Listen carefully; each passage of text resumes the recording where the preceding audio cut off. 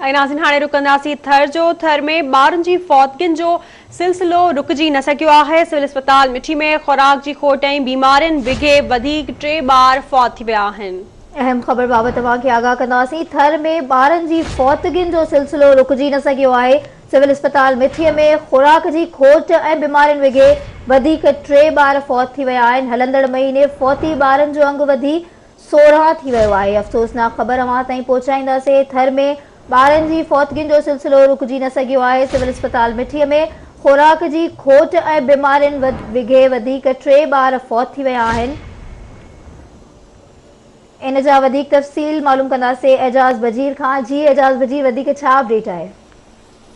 जी बिल्कुल, थरपारकर जिले में मौत जो राकाब जेको आहे वो टरी न सघियो आहे ऐं सिविल अस्पताल मिठी जी जेका इंतज़ाम आहे उनजी ज़ाइंदगी ऐं उनखां अलावा खुराक जी खोट ऐं मुख़्तलिफ़ बीमारियुनि खे वधीक 2 मासूम ॿार जेके आहिनि उहे फौत थी विया आहिनि। 3 मासूम ॿारनि में तव्हांखे ॿुधायो त 11 महीननि जो परसराम पुट गेनू, हसन मेंगवार ऐं दोस्त मोहम्मद जूं 2 भाॼियूं जेके आहिनि उहे शामिल आहिनि। हलंदड़ महीने फौती ॿारनि जो अंग जेको आहे उहो 47 थी वियो आहे ऐं मजबूरी तौर ते जेको 16 खां वधीक ॿार जेके आहिनि उहे सिविल अस्पताल मिठी में ऐं हेसिताईं जेके आहिनि उहे ज़िंदगी ऐं मौत जी जंग जेका आहे विड़ी रहिया आहिनि। उनखां अलावा 45 ॿार जेके आहिनि उहे नर्सरी ॿार जेको आहे उनमें ज़ेरे इलाज आहिनि। मजबूरी तौर ते सिविल अस्पताल मिठी जी इंतज़ाम जेका आहे उहो हिकिड़ी लापरवाह ऐं नायल इंतज़ाम हुजण जे करे सिविल अस्पताल मिठी में रोज़ाना अहिड़ा वाक़िया जेके आहिनि उहे जनम वठनि था। तंहिंजे करे ॼण को मासूम ॿार पहुची वञे, नौजवान जेके आहिनि उहे जेके अस्पताल में दाख़िल कया वञनि था उहे बि तड़पी पहुची वञनि था ऐं अहिड़े तरीक़े सां ॻोल्हायूं औरतूं जेके डिलीवरी लाइ पहुचनि थियूं